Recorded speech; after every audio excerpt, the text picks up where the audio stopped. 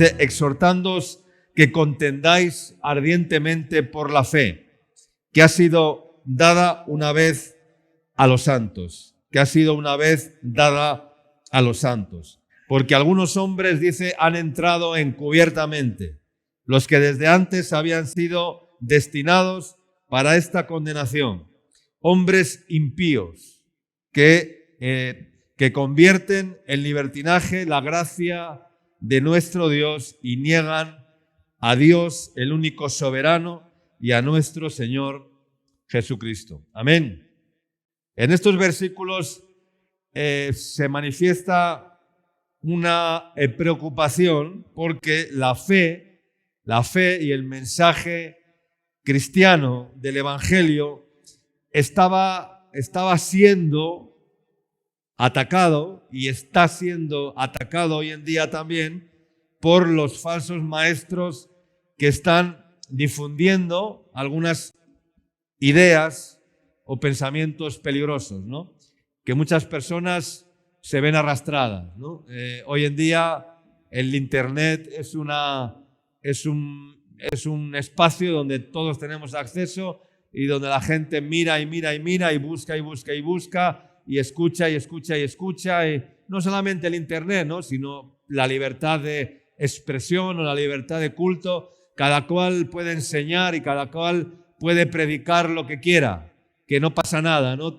Hay libertad de culto, hay libertad de expresión y cada uno puede expresar lo que cree o lo que quiere expresar con cierta libertad, y los que escuchan, pues cada uno abre el oído a lo que quiere y se deja influenciar por lo que uno quiere y no pone filtro a lo que oye, a lo que escucha, y comen de aquí y comen de allá, y entonces hay una mezcolanza en sus corazones que no es para nada saludable.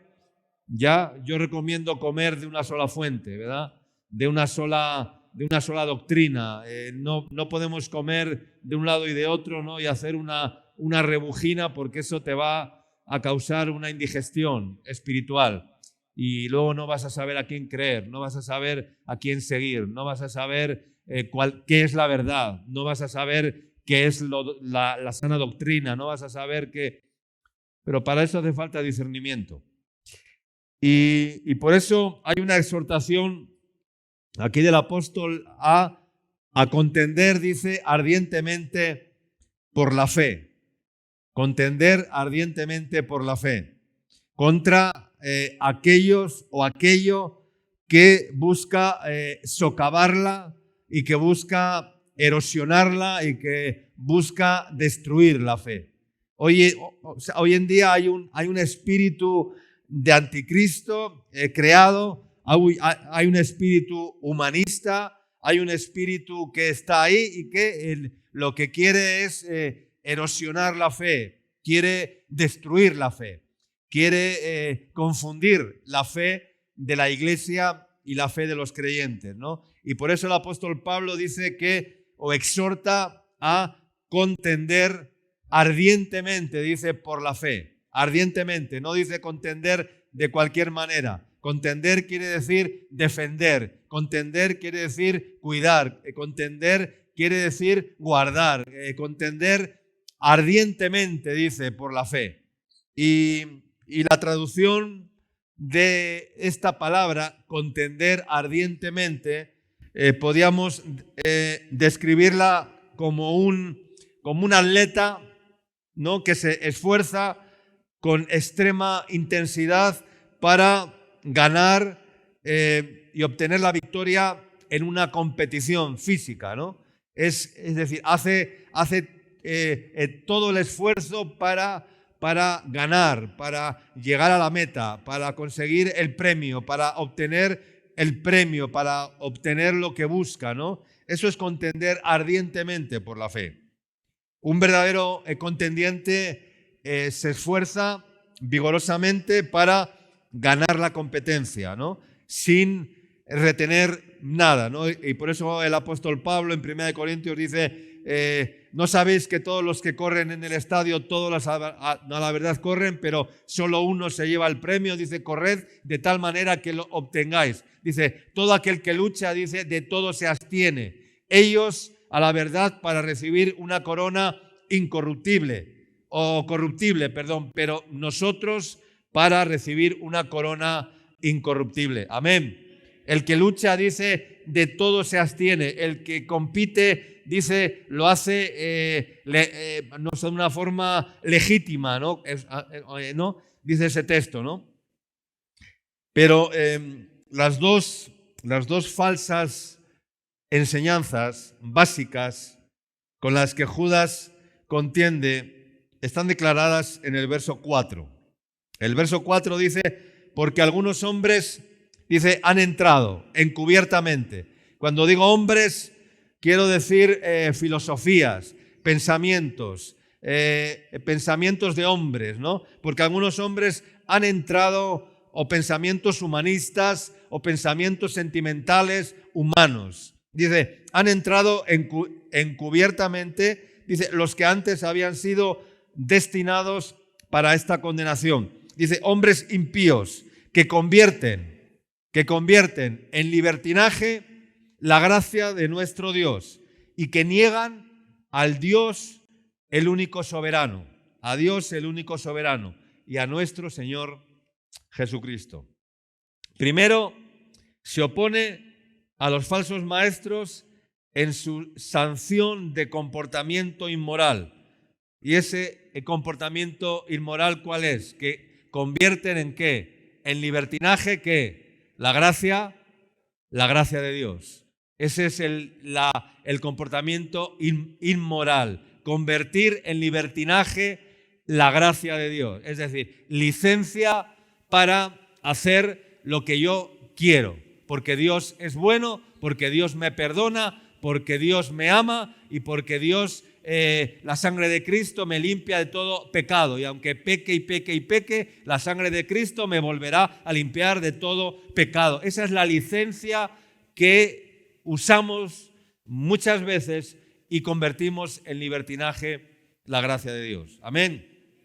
Número 2, en segundo lugar, Judas los llama la atención por su rechazo ¿a qué? A la soberanía de Dios, ¿no? Dice, y niegan a Dios, dice, el único soberano y a nuestro Señor Jesucristo. Es decir, niegan al Dios el único soberano. Rechazo de la deidad de Dios, de la soberanía de Dios. ¿Qué es la soberanía? Es que Dios es un Dios que soberano. Un Dios soberano quiere decir que todo lo gobierna, ¿no? Que todo lo domina, que todo, o sea, un soberano es el que tiene todo el dominio, toda la autoridad, todo el gobierno, toda la influencia y todo gira en torno a su soberanía. Pues estos dice que niegan la soberanía de Dios, niegan el gobierno de Dios. Quiere decir que dan por buenos otros gobiernos que no sean el gobierno de Dios. Dan por bueno gobiernos de hombres, gobiernos humanos, gobiernos ministeriales, gobiernos de cualquier tipo y niegan el gobierno de Dios, la soberanía de Dios. En varias ocasiones el apóstol Pablo nos exhorta a contender por la fe. Con otras palabras, por ejemplo, Pablo encargó a su discípulo amado y a su hijo en el ministerio, Timoteo, y le dijo en una ocasión, en 1 Timoteo, no hace falta que lo busquen, 6:12, dice el apóstol Pablo a Timoteo, dice, pelea, ¿qué? Dice, la buena batalla de la fe. Es el consejo que le da, pelea la buena batalla. Quiere decir que la fe, ¿qué es? ¿Es una creencia solamente? ¿Qué es la fe? ¿Es una qué? Es una batalla. Dice, pelea la buena batalla de la fe. Hay que pelear la batalla de la fe. Es una guerra, es una batalla. Una batalla es una pelea donde hay contrincantes, donde hay rivales, donde hay enemigos, donde hay un ejército que viene contra la fe. Y por eso dice, pelea la batalla de la fe, ¿no? Y dice, echa mano de la vida eterna, a la cual asimismo fuiste llamado, dice, habiendo hecho buena vuestra profesión delante de muchos testigos, ¿no? Como soldado de Dios en busca de la vida santa, al servicio persistente y a la defensa del Evangelio, le estaba diciendo Pablo.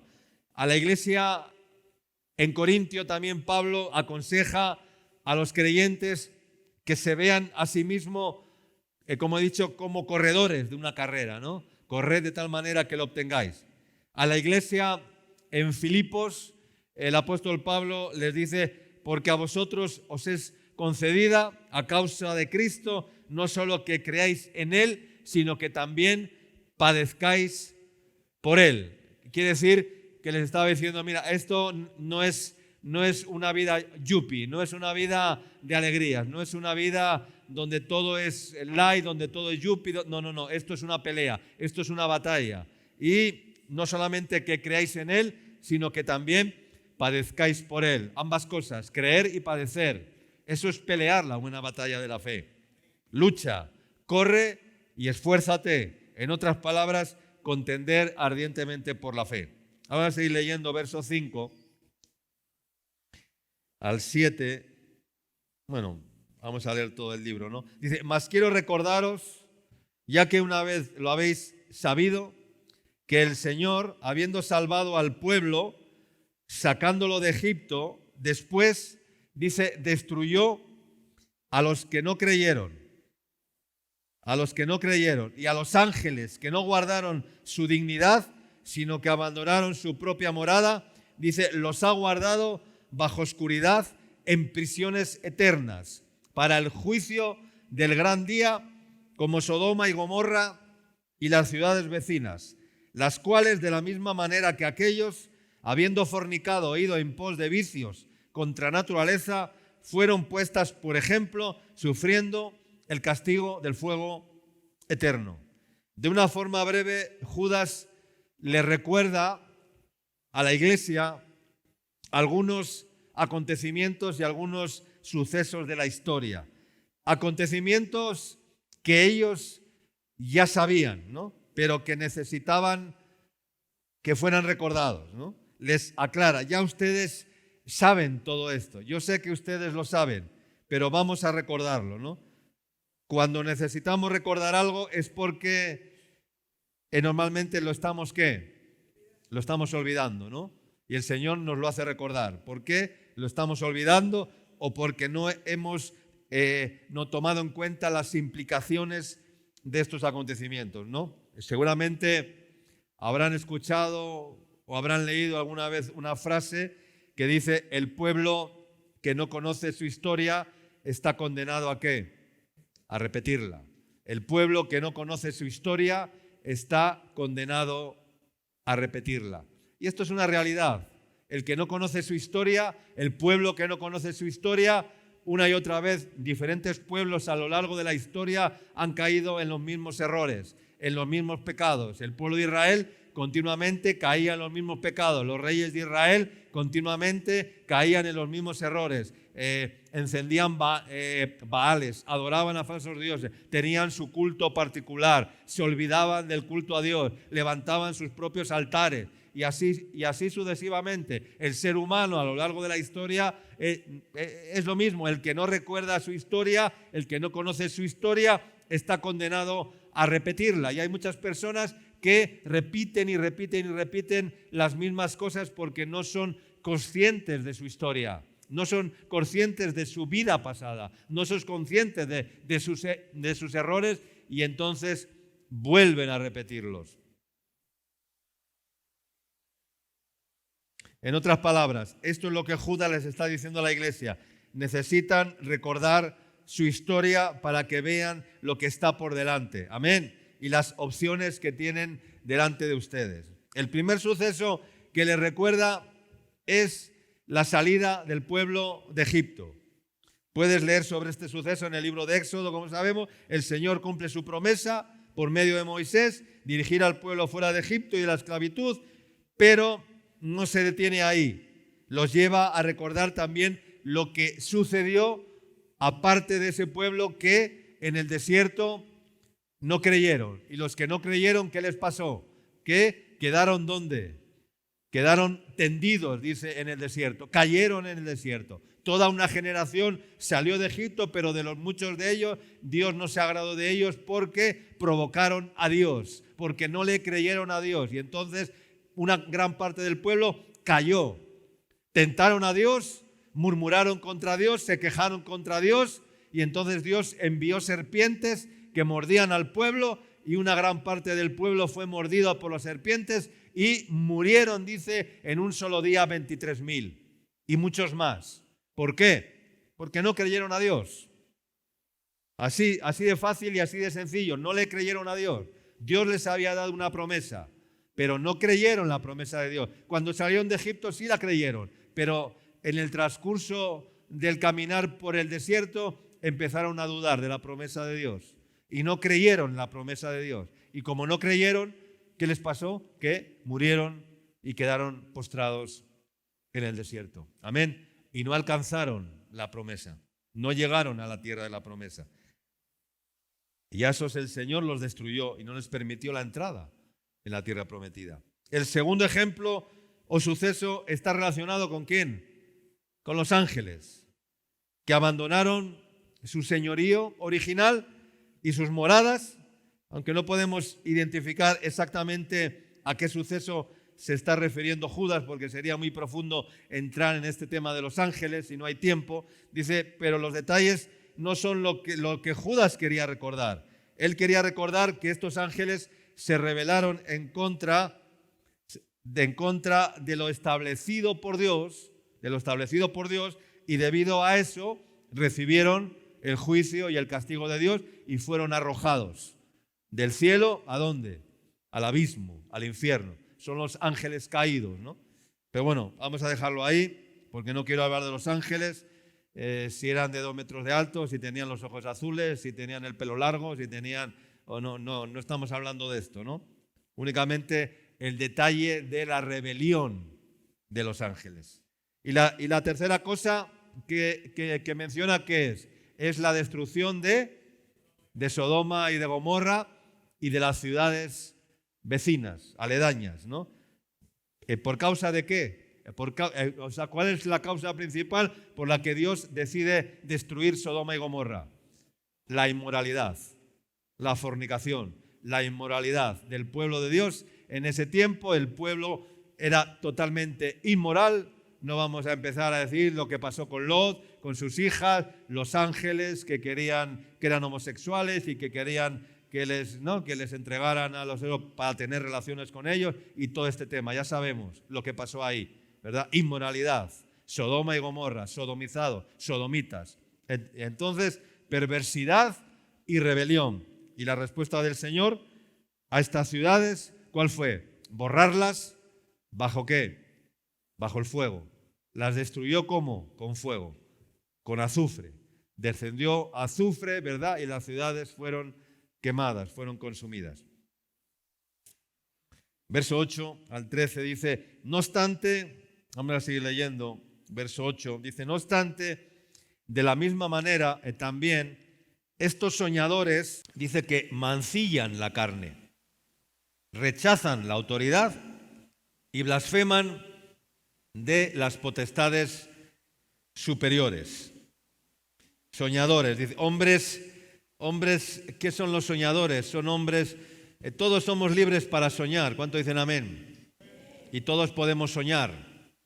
Alguien el otro día en una consejería estuvimos hablando del tema de los sueños. Una hermana, ¿no? Me vino a hablar de algo de los sueños y yo entendí que en cierta manera había cierta espiritualidad, ¿no? en lo que había soñado, ¿no?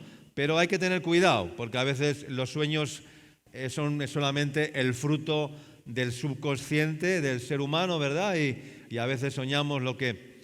Pero bueno, estoy hablando de que sueños es una palabra que tiene un sentido muy amplio, ¿no? Se podía desarrollar ampliamente, ¿no? Pero yo aquí entiendo que eran hombres soñadores, eran hombres que vivían o que viven su vida corriendo tras sueños tras sueños vanos, ¿no? Eso es lo que son los soñadores, que dice que mancillan la carne. Soñadores que mancillan la carne. Es decir, que sueñan ¿para qué? Para ellos mismos. Que sueñan para su propia carne, para lo que es de la carne. Dice, soñadores que mancillan la carne, ¿no? Que van tras sueños vanos, que se salen de la voluntad y de la autoridad de Dios. Porque dice luego, mancillan la carne, rechazan la autoridad, porque el que mancilla la carne rechaza la autoridad de Dios, porque sueña lo que no es de Dios, porque quiere hacer lo que no es de Dios y tiene un sueño que no es de Dios, y los que siguen las vanidades ilusorias, dice la palabra, su misericordia abandonan, dice el libro de Jonás. Los que siguen vanidades ilusorias, sueños ilusorios, dice que su misericordia abandonan. ¿Por qué? Porque rechazan la autoridad de Dios. Sin saberlo, rechazan la autoridad de Dios y blasfeman, dice, de las potestades superiores, ¿no? Los sueños o las ambiciones, porque las ambiciones también son sueños, ¿sí o no? De lograr algo, no son malas en sí mismas. Pero cuando esos sueños o ambiciones nos llevan a rebelarnos contra Dios, a olvidarnos de Dios, a rechazar la gracia de Dios, a rechazar el llamado de Dios, ¿verdad? Y a olvidar su autoridad, entonces nos vamos a meter en problemas.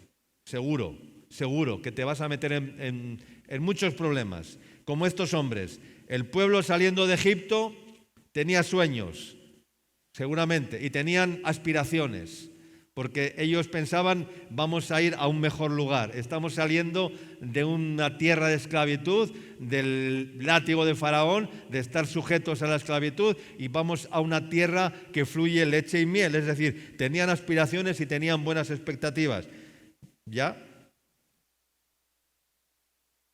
Pero, como se apartaron de la voluntad de Dios, entonces eso les llevó ¿a qué? A rebelarse contra Dios, ¿no? Dice, vamos a seguir leyendo, dice, pero cuando el arcángel Miguel contendía con el diablo, disputando por el cuerpo de Moisés, no se atrevió a proferir juicio de maldición contra él, sino que dijo, el Señor te reprenda. No se enfrentó, ¿no? Dice que el arcángel Miguel contendían con el diablo. Hay que leer la historia a ver qué pasó con el cuerpo de Moisés. Es muy profundo también y no vamos a entrar en ese detalle porque hay que estudiarlo profundamente, qué pasó con el cuerpo de Moisés, ¿no? Pero dice que estos blasfeman de cuantas cosas no conocen y en las que por naturaleza conocen, se corrompen como animales irracionales. Dice, hay de ellos, porque han seguido el camino de Caín. Aquí pone otros 3 ejemplos malos. El camino de Caín, se lanzaron por lucro en el error de Balán, de profetizar maldición y encima por dinero, y perecieron en la contradicción de Coré, la rebelión de Coré, no todo un ejército que se rebeló, ¿no? Y el camino de Caín fue el camino de que por envidia mató a su hermano y lo que ya sabemos, ¿no? Verso 12, dice, estos son manchas en vuestros ágapes. ¿Qué es el ágape? El ágape es el amor puro de Dios, es la pureza de Dios. Dice, estos son manchas en vuestros ágapes, en vuestra santidad, que comiendo impúdicamente con vosotros, dice, se apacientan a sí mismos. Dice, nubes sin agua. Una nube que no lleva agua, únicamente lo que da es sombra, provoca, es como las nubes de Lima, ¿no? En invierno no llueve, porque si lloviera aún así, bueno, pues los campos se regarían, ¿no?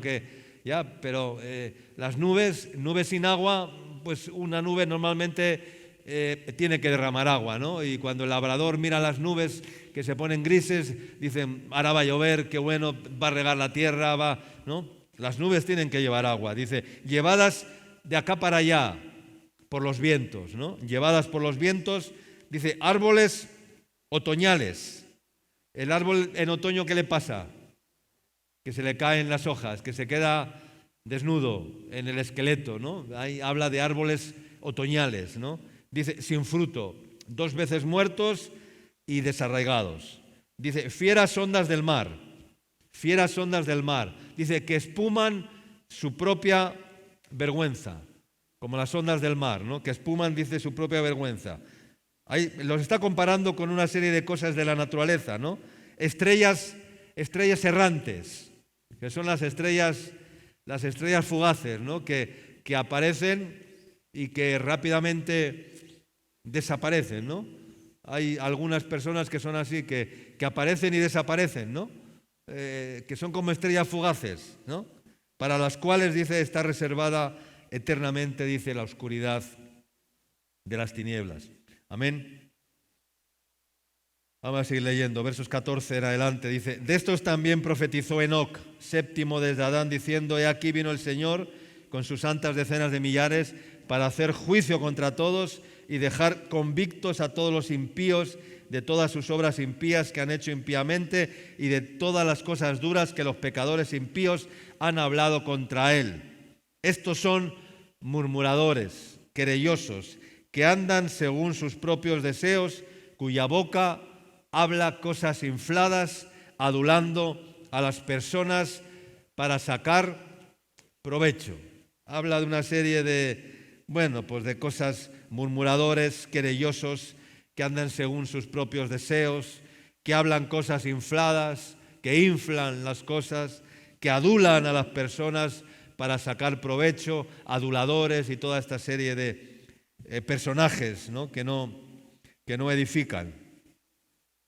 Verso 17, vamos a seguir leyendo. Dice, pero vosotros, amados, tened memoria de las palabras que antes fueron dichas por los apóstoles de nuestro Señor Jesucristo, los que os decían, en el postrer tiempo, dice, habrá burladores que andarán según sus malvados deseos.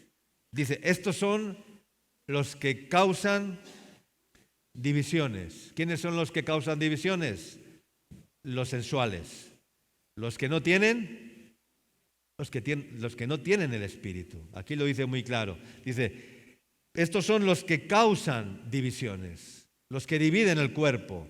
Los que no generan unidad, los que no generan confianza, los que no hacen cuerpo, los que son independientes, los que no tienen comunión con el cuerpo. Estos son, dice, los que causan divisiones. ¿Y cuál es la cualidad que tienen básicamente? Que son los que sensuales. ¿Qué es una persona sensual? Es una persona que está dirigida por lo sensual, que no tiene el Espíritu, que no tienen el Espíritu, lo dice muy claramente. Los sensuales, los que se dejan llevar por la sensualidad, por los sentidos, en vez de por el Espíritu Santo, por los sentidos. Esa es la sensualidad, dejarse llevar por los sentidos y hacer cosas porque los sentidos nos lo dicen, porque los sentidos nos dicen te tienes que vestir así, porque los sentidos te dicen te tienes que hacer así, porque los sentidos te dicen tienes que ponerte así, porque el sentido te dice tienes que poner esta postura, tienes que tener esta mirada, tienes que hacer... Esos son los sentidos y son los efectos sensoriales, que el ser humano está tan atado y tan sujeto a ellos, pero dice que eso es sensual, no tienen el Espíritu. Pero vosotros, amados, edificándoos, y aquí viene la exhortación donde quiero llegar en digamos que es la cúspide de la epístola donde Judas, el apóstol, afirma, pero vosotros, amados, dice, edificando sobre vuestra santísima fe, orando en el Espíritu Santo, conservaos en el amor de Dios, esperando la misericordia de nuestro Señor Jesucristo para vida eterna. Luego dice, algunos que dudan, convencedlos. A otros, salvad arrebatándolos del fuego. Y de otros, tener misericordia con temor, aborreciendo aún la ropa contaminada por su carne. Tremenda palabra, ¿no? Después de darnos el recordatorio de ser fieles, de perseverar en la fe, en la sana doctrina, Ahora la palabra dice, edificándoos sobre vuestra santísima fe. Ahora la palabra nos advierte primeramente, ya he dicho, de los que causan divisiones, de los sensuales, los que no tienen el espíritu, los religiosos que están atornillados ahí en la letra. Hay muchas personas que están atornilladas en la letra solamente, que son los religiosos, y en la carne, los humanistas cristianos, que hay muchísimos, los sentimentales cristianos, que también hay mucho, cuidado con ellos, porque son sensuales, porque no tienen el espíritu. Y tenemos que velar como atalayas para guardarnos de ellos y para guardar también a los demás de estas influencias y para guardar a la iglesia de todas estas influencias de sensualidad. Pero vosotros, amados, edificando sobre vuestra santísima fe, la fe viva que nos da Cristo, la emuná, la experiencia de la fe. No es una fe intelectual, no es una fe sentimental. La verdadera fe es una fe viva de experiencia con Cristo, experiencia personal con el Espíritu Santo. Pero lo que dice a continuación es tremendo. Nos está hablando de una oportunidad que tenemos y a su vez de una exhortación para la iglesia. Cuando dice, algunos que dudan, convencedlos. Convencedlos. Todo el que tiene fe, el que no tiene fe, todo el que no tiene fe verdadera, ¿qué es lo que tiene? Tiene duda. Tiene duda. O sea, todo el que no tiene fe verdadera tiene duda en su vida. Tiene duda. Y la duda, déjame decirte, no existe en sí misma. No existe en sí misma. La duda es un engaño. Porque las cosas son o no son. O sea, no existe lugar a la duda. O sea, o es o no es. Las cosas son o no son. O sea, no existe la duda. La duda es un engaño tremendo. Es un engaño tremendo la duda. Lo que existe es la falta de conocimiento en las personas, la falta de discernimiento en las personas para saber lo que es de Dios y lo que no es de Dios. Entonces, por eso las personas cuando tienen falta de conocimiento, falta de discernimiento, cuando no tienen los sentidos ejercitados para el discernimiento del bien y del mal, cuando algo no les encaja, lo que hacen es ¿qué? Dudar. Y empiezan a dudar. Porque no están seguros de si eso será cierto, de si eso será bueno, de si eso será verdad, si tengo que seguir a Cristo o no le tengo que seguir, tengo que obedecer al llamado de Dios o no le tengo que obedecer, tengo que trabajar para mí o tengo que trabajar para el Señor, y empezamos a dudar y a dudar. Pero la duda en sí no existe, es un engaño. Porque en Dios no hay duda. En Dios no hay ninguna duda. Él no tiene ambigüedades. Él no tiene nada que dé lugar a la duda. Entonces, ¿por qué dudamos? De si estamos en el sitio correcto, de si estamos haciendo lo correcto, empezamos porque nos dejamos engañar. Y nos dejamos engañar, ¿por qué? Por los sentidos, por la sensualidad, por lo humano, por lo sensorial.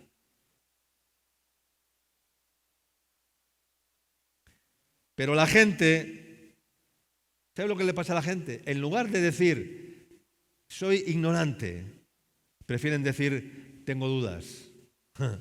En vez de decir, soy ignorante, para no decir, es que soy un ignorante, queda mucho mejor decir, no, es que tengo dudas acerca de esto.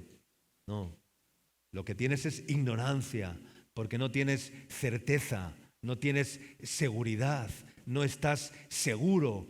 Y como no estás seguro, entonces tienes dudas. Pero tienes dudas porque no tienes el conocimiento totalmente desarrollado para entender lo que es de Dios y lo que no es de Dios. Y lo que Dios te dice y lo que Dios no te dice. Claro, decir tengo la duda es menos humillante que decir tengo ignorancia. ¿Sí o no? Claro que sí. La falta de conocimiento de la realidad, de si las cosas son o no son, y la falta de fe, porque la fe determina lo que es verdadero, que es conforme a la voluntad de Dios.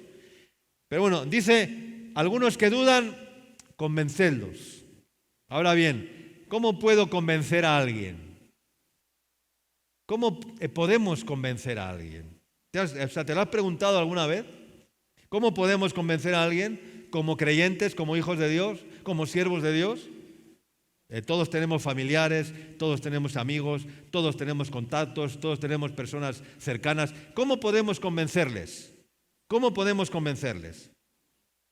Pues mira, solo podemos convencer a alguien cuando nosotros tengamos una firme, segura y verdadera convicción. ¿Cuánto dicen amén? Porque el que no está totalmente convencido nunca va a poder convencer a nadie. Tienes que empezar por ahí. Si tú no tienes verdadera convicción, ¿a quién vas a convencer? A nadie. No podrás convencer a nadie. ¿Sí o no? Pablo decía, yo sé a quién he creído y que Él es poderoso. No, estoy seguro, dice. Empieza ese texto, dice, yo estoy seguro, decía Pablo. Yo estoy seguro, quiere decir, estoy convencido, estoy seguro. ¿Tú estás seguro? ¿Estás seguro o no estás seguro? Yo sé a quién he creído. Dice ese texto, ¿a quién he creído? No dice en quién he creído, dice, yo sé a quién he creído. Se estaba dirigiendo hacia Dios de una forma personal. No, yo creo en Dios. ¿Ya? Todos creen en Dios. No, yo le creo a Dios. Amén. Yo le creo a Dios, no creo en Dios de una forma ambigua, no doy lugar a la ambigüedad, no, yo le creo a Dios.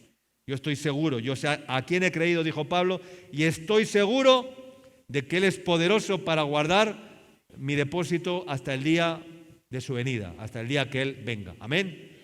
Estoy seguro, no tengo dudas. Eso es convicción, eso es estar totalmente convencido, totalmente seguro de quién soy y a quién sirvo. Amén. Pablo, en el naufragio a Roma, cuando la nave en medio de la tempestad empezó a zozobrar, dice que en la noche tuvo una visita, dice que un ángel de Dios le visitó.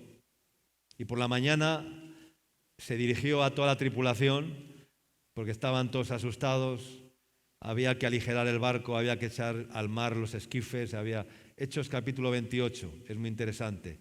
Dice Pablo, porque esta noche ha estado conmigo, ¿qué dijo? El ángel de Dios, dice, de quien soy y a quien sirvo.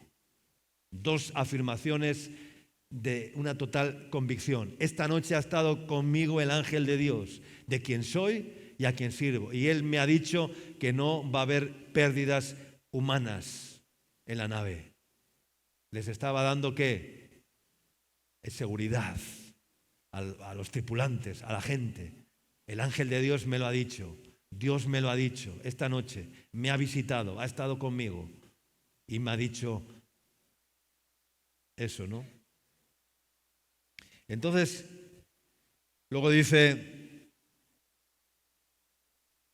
a otros salvad, dice, arrebatándolos del fuego, y de otros tened misericordia con temor. Hemos sido llamados a salvar a las personas del fuego de este mundo, del fuego de Moloc, ¿verdad? ¿Sabes?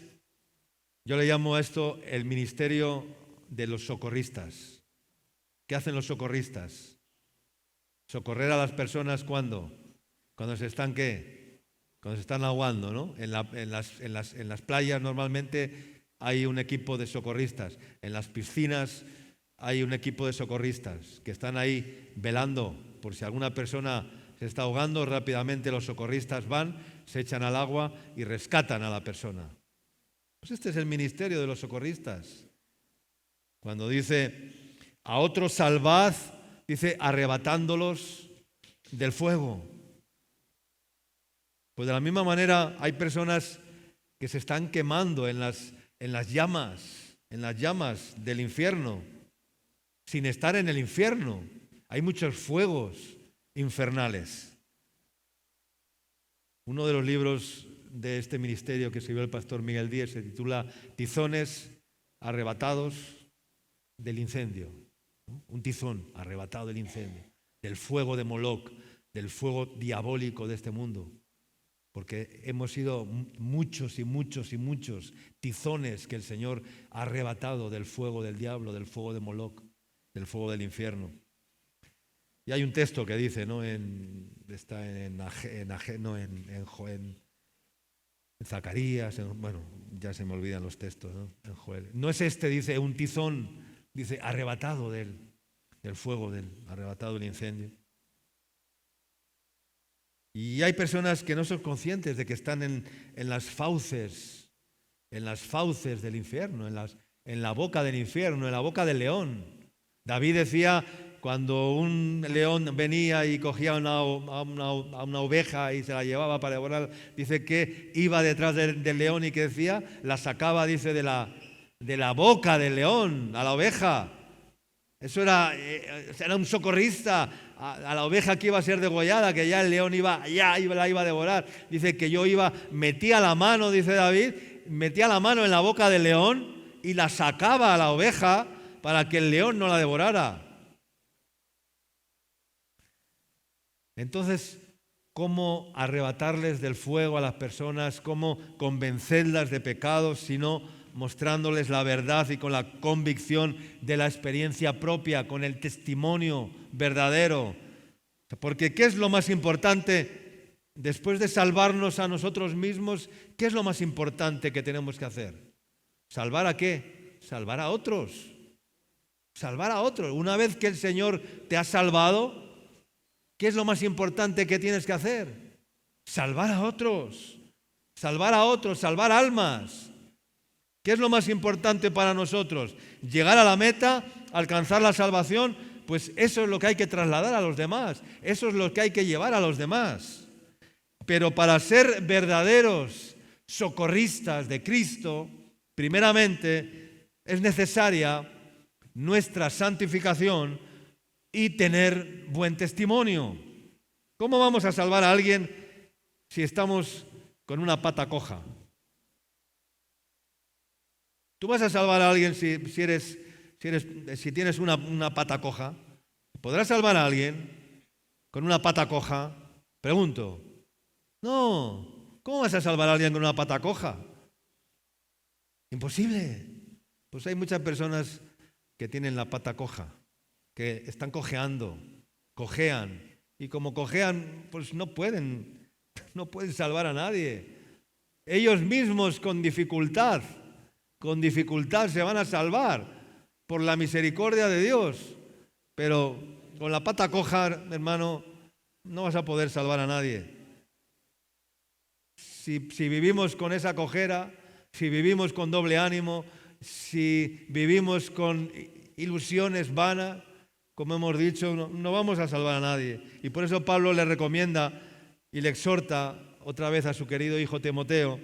Ahora sí lo vamos a leer, 1 Timoteo 4:16, que todos conocemos, dice, ten cuidado de ti mismo y de la doctrina. Ten cuidado de ti mismo y de la doctrina.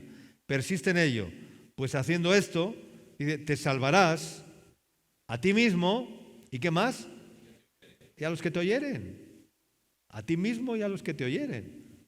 Pero te tienen que oír, porque si no te oyen, ¿cómo se van a salvar? Te tienen que oír. ¿Cómo oirán si no hay quien les predique? Dice la Biblia. ¿Cómo creerán si no hay quien les... ¿no? Si haces eso, ten cuidado de ti mismo y de la doctrina, persiste en ello, pues haciendo esto, ¿no? Te salvarás a ti mismo, serás un salvador. Y los que oigan las palabras de salvación de tu boca, los que oigan las palabras de salvación de tu boca, pues algunos se salvarán por ello. Pero si tú no tienes la certeza de la salvación, como he dicho antes, si tú no tienes la seguridad de la conversión, la convicción, si tú no tienes el testimonio diario del Espíritu Santo de qué eres y quién eres, si tú no estás santificado y purificado, sin ninguna culpa, sin la pata coja, sin ninguna condenación, ¿cómo vas a poder llevar salvación a otros? Es imposible. Mira, ¿sabes lo que ocurre muchas veces? Algunos testifican de Cristo con muy buenas intenciones, con un mensaje humanista, con muy buenas intenciones, pero con un mensaje humanista, que no sirve, con palabras humanistas, no con palabra oportuna de Dios, no con la palabra de Dios, no con la corrección de Dios. Y dices, ay, pobrecito, le dices, no te preocupes, hermanito, que Dios es bueno y que Dios perdona todos los pecados. Tú tranquilo, hermanito. Eso no es predicar para que se salven. Eso es un mensaje humanista, totalmente humanista, sentimental y religioso. Tú tranquilo, hermanito, confía en Dios, que Dios es bueno, que Dios te perdona, que Dios te... No, hermano, eso no salva a nadie. Eso no salva a nadie. Aquellos que viven en pecado, aquellos que están ofendiendo a Dios, aquellos que están desobedeciendo a Dios, aquellos que no son de buen testimonio, lo primero que hay que decirles es que se arrepientan. Eso es lo primero que hay que decirle. No hay que decirle, ay, pobrecita, mira hija, mira hijo. No. Eso hay que decirlo a los que no conocen al Señor. Habrá que darles una palabra oportuna de salvación para sanar la herida, porque Él es el que sana la herida.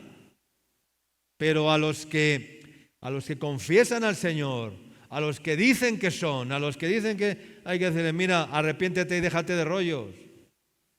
Déjate de rollos, ¿ya? Ponte una buena escayola y pon la pata derecha.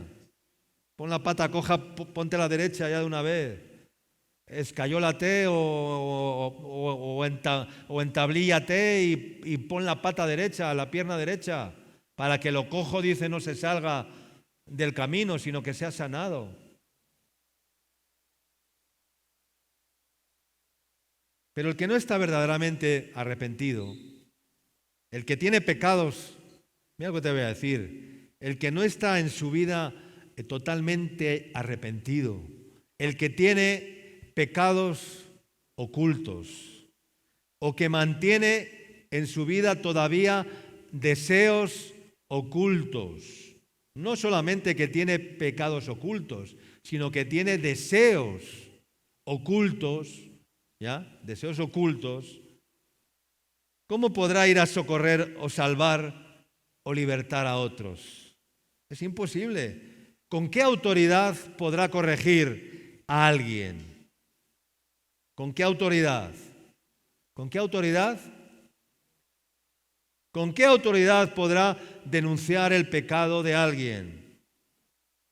No podrá hablar con autoridad. Entonces, como no tiene autoridad espiritual para corregir, entonces le dice, pobrecita hija, pobrecito hijo, mira que Dios es bueno, que tú tranquilo, pero no corrige con la vara, con la autoridad de Dios.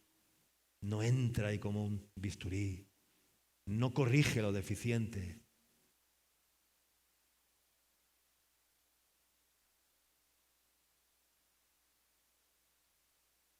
Y hay que tener un testimonio también implacable, que nadie pueda señalarnos, que nadie te señale, que nadie pueda señalarnos. A veces decimos, no, es que los que nos señalan son los acusadores. No. A veces son los acusadores, pero otras veces son los mismos, ¿no? Pues haciendo esto te salvarás a ti mismo y a los que te oyeren. Dice luego, para ya terminar, aborreciendo aún la ropa contaminada por su carne. ¿Qué quiere decir esto? Que si me regalan una chompa de alguien, que eso no me la puedo poner, que esa prenda está está endemoniada, está... ¿Ah? ¿Qué me dicen de esto? Oras por la prenda, desatas toda influencia diabólica y ya está, y te la pones, ¿verdad? Y punto, y nada más. Ya está, y se acabó. No se refiere a eso, no vamos a caer no, es que esas zapatillas eran de un... ¿Cómo me voy a poner yo ese pantalón? No eran de un... No, hermano, no está hablando de eso. No está hablando de eso. Yo creo que esta palabra dice, aborreciendo aún la ropa contaminada por su carne, está hablando de la carne en sí. Antes leímos, dice, los soñadores que mancillan la carne, ¿no? Se refiere a la parte psicológica del hombre, a los sentidos. Algunos eruditos trataron de presentar una palabra que expresara esa parte psicológica del hombre y pensaban que la palabra alma pues no era la palabra adecuada, ¿no? Hay aquellos que llaman a esta... Hay otros que a esta parte le llaman pues el ego del hombre, ¿no? La parte egoísta del hombre, el ego del hombre. Pero esa no es una buena definición tampoco, porque hay personas muy generosas que no son egoístas, pero que en realidad no tienen a Cristo tampoco, ¿no? Lo que Judas recomendaba era que los hijos de Dios debían aborrecer aún la ropa, es decir, cualquier cosa, porque ¿qué es lo que está en contacto con la carne? ¿Qué es lo que está en contacto con la carne? La ropa, las prendas de ropa son las que están en contacto con la carne, ¿no? Entonces yo creo que lo que Judas recomendaba era aborrecer aún la ropa, es decir, cualquier cosa que la carne, que los sentidos, que las pasiones humanas producen, que son también producto de esta vieja naturaleza que Dios no puede utilizar. Cualquier cosa que nosotros pudiéramos hacer en la carne por nuestros propios esfuerzos y nuestra propia voluntad, Dios lo rechaza, Dios lo detesta. Amén. Amén. La palabra de la cruz es locura para los que se pierden, pero para los que se salvan, para nosotros, es poder de Dios. Amén. Es locura tomar la cruz, en un mundo lleno de placeres. Es locura tomar la cruz en un mundo donde todo se puede disfrutar, donde el mundo está diseñado para disfrutar, pues es locura tomar la cruz. Disfrutar con la carne, disfrutar con los ojos, disfrutar con todos los sentidos. Pues es una locura tomar la cruz. Pero todo eso, ¿sabes lo que es? ¿Sabes lo que es? Cabeza caliente y pies fríos. ¿Sí? Cabeza caliente y pies fríos. ¿Verdad? Eso es lo que te pasa después de una, ¿no? La cabeza caliente y los pies fríos, ¿verdad? Vergüenza después, ¿no? Vergüenza después. Cabeza caliente y pies fríos. Vergüenza después. Pero mira, si no llevas la cruz, dice, pero para nosotros los que se salvan, dice, es que poder de Dios. Pero si no llevas la cruz, no tendrás ningún poder de Dios. Solamente aquellos que llevan la cruz tienen poder de Dios. Tendrán mayor poder. Si no llevas la cruz, tendrán mayor poder tu corazón, tu alma, tus sentimientos, tus pensamientos. Todo tendrá mayor poder que Dios, porque para tener ese poder de Dios hay que llevar la cruz. Hay que llevar la cruz. El que lleva la cruz tiene poder de Dios. El que no lleva la cruz no tiene ningún poder de Dios. Y entonces todo tendrá más poder que tú. Tus sentimientos tendrán más poder. Tus pensamientos tendrán más poder. Tus deseos tendrán más poder. Porque no llevas la cruz.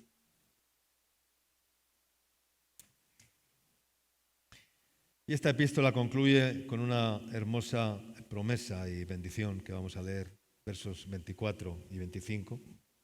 Dice, y aquel que es poderoso, amén. Dice, y aquel es la última, el último alegato que da Judas después de toda esta exposición. Dice, aquel que es poderoso, porque está hablando de contender ardientemente por la fe. Dice, y aquel que es poderoso para guardaros, dice, sin caída y presentaros sin mancha delante de su gloria con gran alegría, al único y sabio Dios, nuestro Salvador, sea gloria y majestad, imperio y potencia, ahora y por todos los siglos. Amén. Que podemos y debemos hablar de su potencia, porque a Él se le ha dado todo el poder y toda la autoridad. Este universo no se ha escapado de su potencia, de sus manos todavía. No se ha escapado de las manos de Dios, de su control. A Él le pertenece toda la autoridad. Y nos guste o no, llegará el día cuando toda rodilla, dice, se doble ante Él, porque toda autoridad le pertenece a Él. Amén. Y en estos días ya había apostasía en tiempos de los apóstoles, ya había apostasía. Y por eso nos exhorta la palabra a contender por la fe, porque ya había apostasía, pero hoy en día cada vez hay más apostasía y cada vez va a haber más apostasía en medio de la iglesia, porque este mundo lo que va a generar es apostasía y apostasía y apostasía. Y en estos días de apostasía, la iglesia necesita dar gloria al nombre del Señor y mantener en alto ante este mundo enloquecido en el cual vivimos. Amén. Mantener nuestra fe, guardar nuestra fe, contender ardientemente por nuestra fe. Esa es nuestra batalla, esa es tu batalla.